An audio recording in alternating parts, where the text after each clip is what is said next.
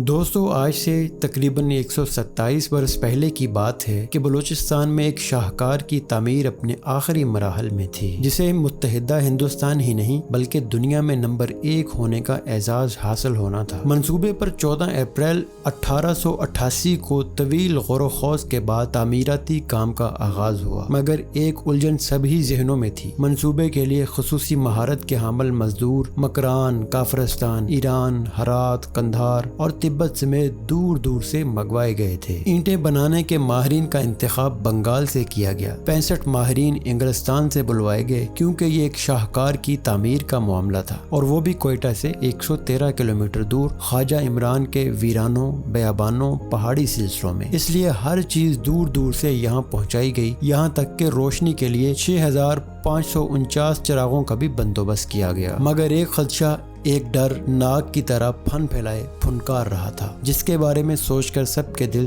دھک دھک کر رہے تھے۔ اگرچہ برطانوی حکومت نے اس منصوبے کی تعمیر پر کوئی کسر نہیں اٹھا رکھی تھی، مگر ایک بات ایسی تھی جسے دن میں سب بھلانے کی کوشش کرتے، سرگوشیوں میں اس بات کا تذکرہ ضرور کرتے اور پھر خود ہی ایک دوسرے کو دلاسا بھی دیتے۔ ہندو ہوں یا مسلمان، سکھ ہوں یا عیسائی، سبھی مزدور اپنے عقیدے کے مطابق دعا کرتے کہ ان کے خدشات غلط ثابت ہوں۔ یہ 1890 کا موسم سرما تھا، جب سردی بڑھ رہی تھی۔ بس کچھ ہی ہفتوں میں پہاڑ برف کی چادر اوڑھنے والے تھے۔ ایران، افغانستان، ہندوستان اور چین سے آئے مزدوروں کو ایک اور افریت نے آن گھیرا۔ 800 سے زائد مزدور ٹائیفائیڈ کی بھین چڑھ کر زندگی کی جان ہار گئے، اور جو بچ گئے ان پر موت کا خوف طاری تھا۔ مگر سنگلاخ پہاڑ کا سینہ چیر کر ایسے شاہکار کی تعمیر کا سلسلہ جاری تھا جس نے ہزاروں برسوں سے کسی دیو کی طرح انسان کا راستہ روک رکھا تھا، اور اب بظاہر کمزور انسانوں کا عزم مصمم اس پہاڑ کا سینہ چیر رہا تھا، جس سے سینکڑوں برس تک کروڑوں اور اربوں انسانوں نے گزرنا تھا۔ تمام تر مسائل کے باوجود شیلا باغ سے متصل خوجک سرنگ کی تعمیر جاری تھی۔ انجینئر ہو یا مزدور، سب انتھک محنت کر رہے تھے۔ 14 اپریل 1888 کو کام کا آغاز ہوا اور تکمیل کے لیے 5 ستمبر 1891 کی تاریخ مقرر کی گئی تھی، یعنی 3 سال 4 ماہ اور 21 دن، جس میں ایک دن باقی رہ گیا تھا۔ سرنگ کو بروقت مکمل کیا جانا تھا، جس کے لیے پہاڑ کی دونوں جانب سے کھدائی کا بیک وقت آغاز کیا گیا تھا۔ مزدور 3.91 کلومیٹر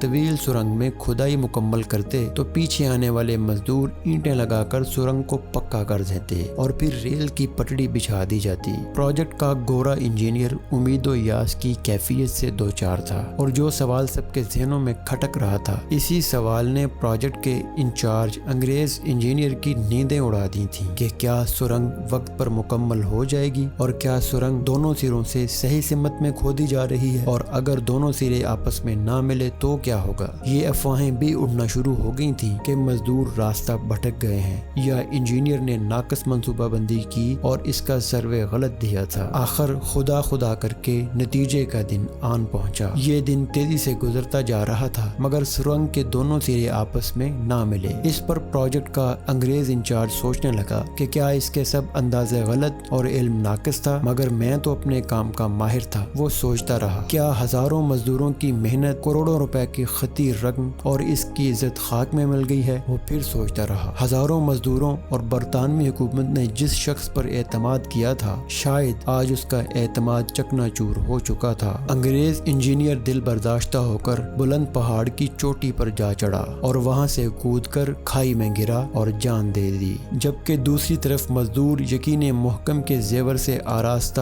عمل پہم پر عمل کرتے ہوئے کام جاری رکھے ہوئے تھے کہ اچانک کچھ مزدور خوشی سے چلانے لگے، سرنگ کے دونوں سرے مل گئے ہیں، سرنگ کے دونوں سرے آپس میں مل گئے ہیں۔ یہ سننا تھا کہ ہر طرف خوشی کی لہر دوڑ گئی۔ 127 برس گزرنے کے باوجود آج بھی اس خوجک سرنگ سے روزانہ ٹرینیں گزرتی ہیں۔ پاکستان نے 5 روپے کے نوٹ پر سرنگ کی تصویر چھاپی۔ خوجک سرنگ آج بھی تعمیر کا شاہکار اور دنیا کی طویل ترین سرنگوں میں شمار ہونے والا شاہکار ہے۔